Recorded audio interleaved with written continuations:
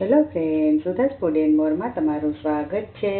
આજે આપણે બનાવીશું કેક લોલીપોપ્સ એટલે કે કેક પોપ્સ। તો આ કેક લોલીપોપ્સ બનાવતા પહેલા હું તમને રાગીમાંથી કેક બનાવતા શીખવીશ। તો આપણે પહેલા એકદમ હેલ્ધી કેક બનાવીશું, પછી આપણે એમાંથી કેક લોલીપોપ્સ બનાવીશું। તો મારા વિડીયોને છેલ્લે સુધી જોજો અને પસંદ પડે તો લાઈક કરી દેજો। ચાલો હવે આપણે બનાવવાની શરૂઆત કરીએ। તો હવે કેક બનાવવા માટે આપણે એક તપેલીમાં 1/4 કપ બટર લઈ લઈશું। બટર આપણે કપનો માપ ભરીને જ લેવાનું છે।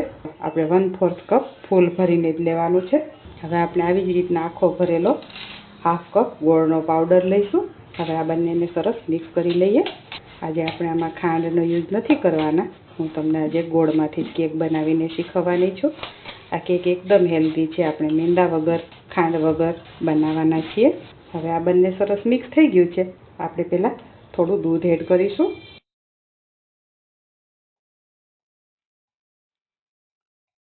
અત્યારે દૂધ આપણે ગોળ ઓગળી જાય એના માટે એડ કર્યું છે।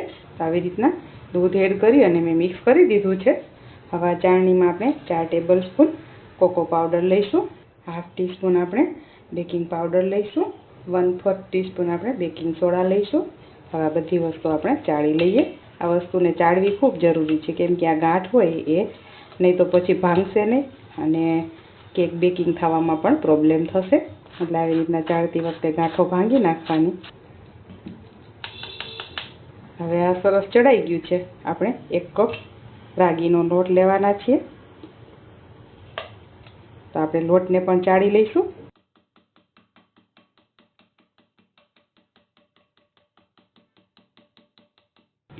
રાગીનો લોટ સરસ ચડાઈ ગયો છે। ઉપર જો આવી રીતના થોડું જાડું હોય એવું નીકળે કાઢી લઈશું। રાગીનો લોટ આટલો સરસ ઝીણો હોય એવો જ લેવાનો છે। જો તમે 12 ઘંટીમાંથી કે પેકિંગનો લેતા હોય તો તમારે ખાસ ધ્યાન રાખવાનું કે ઝીણો લેવાનો। હવે આપણે આ મિક્સ કરતાં પહેલાં આ ટીન મેં ગ્રીસ કરીને રાખ્યું હતું, એમાં આપણે થોડો લોટ લઈ અને ડસ્ટિંગ કરી લઈએ। એટલે આપણે ડસ્ટિંગ પણ રાગીના લોટથી જ કરીશું। મેં આમાં સરસ રીતે બટર લગાવી દીધું હતું। હવે આવી રીતના ડસ્ટિંગ કરી દઈએ। આવી રીતના તમારે ગ્રીસિંગ ને ડસ્ટિંગ ન કરવું હોય તો નીચે તમે બટર પેપર પણ લગાવી શકો। આમાં હું 1/2 ટીએસપી વેનીલા એસેન્સ એડ કરું છું અને 1/2 ટીસ્પૂન ચોકલેટ એસેન્સ એડ કરું છું। હવે આ બધું આપણે એકવાર સરસ મિક્સ કરી લઈએ।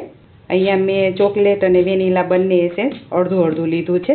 તમે એકલું વેનીલા એસેન્સ કે એકલું ચોકલેટ એસેન્સ પણ લઈ શકો। અને જો તમારે એકદમ હેલ્ધી કેક બનાવવી હોય અને એસેન્સ ન એડ કરવું હોય તો તમે ઇલાયચી જાયફળનો પાવડર પણ એડ કરી શકો। હવે તમે જોઈ શકો છો કે આ સરસ મિક્સ થઈ ગયું છે। આપણો ગોળ પણ સરસ ઓગળી ગયો છે। હવે આપણે આમાં દૂધ એડ કરીશું। દૂધનું અહીંયા ચોક્કસ માપ નહીં ખ્યાલ આવે, આપણું બેટર પરફેક્ટ થઈ જાય એટલું આપણે દૂધ એડ કરવાનું છે। એટલે આવી રીતના મિક્સ કરતા જઈશું અને દૂધ એડ કરતા જઈશું। પરફેક્ટ કન્સિસ્ટન્સી આવે એટલું આપણે દૂધ એડ કરીશું। હજી આ કઠણ છે એટલે આમાં આપણે દૂધ એડ કરીશું।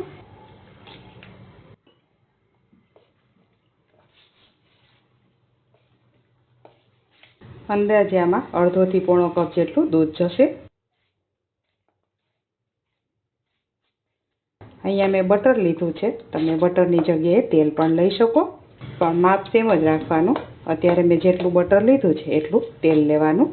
તો હવે તમે જોઈ શકો છો કે આપણું પરફેક્ટ એકદમ આવી કન્સિસ્ટન્સી આવે એવું બેટર બનાવવાનું છે। તૈયાર થઈ ગયું છે। હવે આપણે આ ગ્રીસિંગ અને ડસ્ટિંગ કરેલું કેક મોલ્ડ લઈ લઈએ અને એમાં આપણે આ બેટર પોર કરી દઈએ।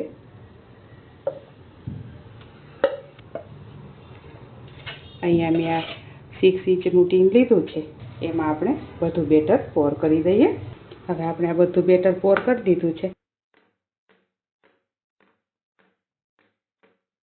આવી રીતના 3-4 વાર આપણે ટેપ કરી લઈશું એટલે જે એર બબલ્સ હશે એ નીકળી જશે। હવે મેં ઓવનને 190 ડિગ્રી ઉપર પ્રીહીટ કરવા મૂકી દીધું હતું। હવે આપણે કેકને એમાં 20 મિનિટ માટે બેક કરવા મૂકી દઈએ અને જો પછી ચેક કરીશું વધારે ટાઈમ જોશે તો આપણે વધારે મૂકીશું। એ હું તમને લાસ્ટમાં બતાવીશ કે કેટલો ટાઈમ જોયો તો। આ જે માપ છે એ 500 ગ્રામની કેક બનાવવા માટે પરફેક્ટ માપ છે અને 6 ઇંચનું ટીન હોય ત્યાં સુધી તમારી કેક બરાબર બની જશે। અને જો તમારે કિલોની કેક બનાવવી હોય તો આનાથી ડબલ માપ કરી દેવાનું। હવે આને બેક કરવા મૂકી દઈએ. હવે તમે જોઈ શકો છો કે આ કેક સરસ બેક થઈ ગઈ છે. આને બેક થતાં ટોટલ 25 મિનિટનો ટાઈમ લાગ્યો હતો અને મેં બહાર કાઢી લીધી અને 2-3 કલાક થઈ ગઈ છે એટલે એકદમ સરસ ઠંડી થઈ ગઈ છે. તમે જોઈ શકો છો એકદમ સરસ સોફ્ટ બની છે. હવે આપણે આને અનમોલ્ડ કરવા માટે આવી રીતના ફરતી નાઈફ ફેરવી દઈએ એટલે સાઈડમાંથી છૂટી પડી જાય. હવે આપણે ઊંધી વાળી દઈએ એટલે તરત જ નીકળી જશે. તમે જોઈ શકો છો એકદમ સરસ અનમોલ્ડ થઈ ગઈ છે. આપણે સરસ રીતે ગ્રીસિંગ ને ડસ્ટિંગ કર્યું હતું એટલે અનમોલ્ડ થવામાં પ્રોબ્લેમ નહીં આવે. હવે આપણે જે રાગીની કેક બનાવી હતી એના ક્રમ્સ બનાવી લીધા છે. આવી રીતના બિલકુલ ગાંઠ ન રહીએ કે આવી કણીઓ ન રહીએ એવું કરી દેવાનું. જો સરખો ભૂકો ન થાય તો તમે ચાળીને પણ લઈ શકો. હવે આપણે ડબલ બોઇલરથી ચોકલેટ મેલ્ટ કરવાના છીએ તો એના માટે મેં પાણી ઉકાળી લીધું છે અને એની ઉપર હું આવી રીતના કટ કરેલી ચોકલેટ લઈ લઉં છું. કટિંગ બને ત્યાં સુધી એક જ સરખું કરવાનું એટલે એક સાથે ઓગળી જાય.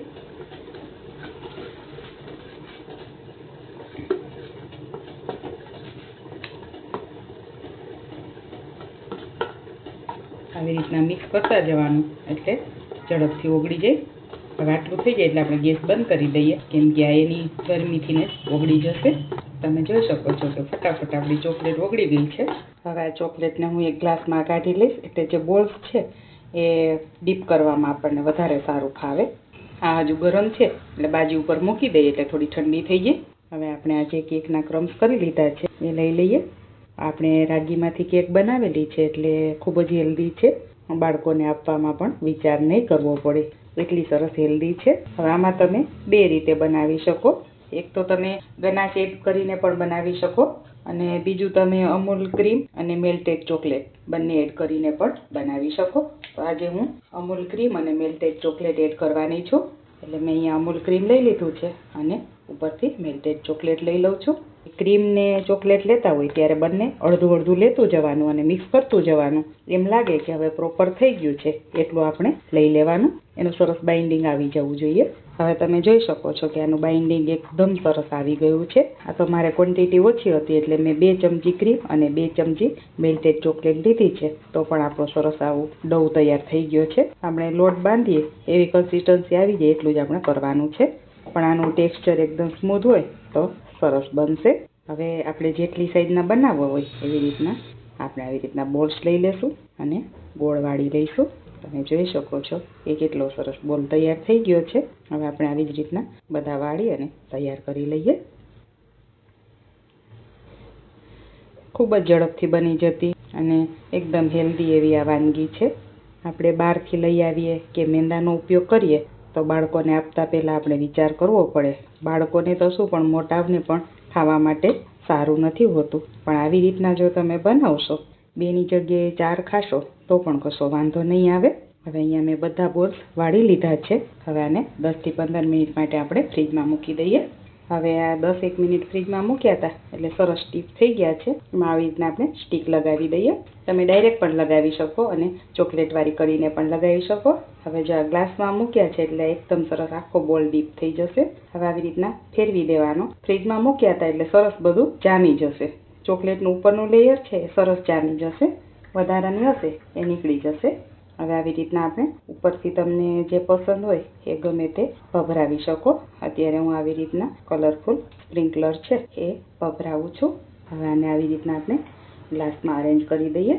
હવે ચોકલેટમાં તમે આવી રીતના એક સ્ટીક ડીપ કરી અને આવી રીતના એક બોલ લઈ અને આમાં લગાવી દેવાનો એટલે અંદર પણ સરસ ડીપ થઈ જશે. જો તમે પેલી રીતે કરશો તો પણ એમાંય કશો વાંધો નહીં આવે, સરસ જ થઈ જશે.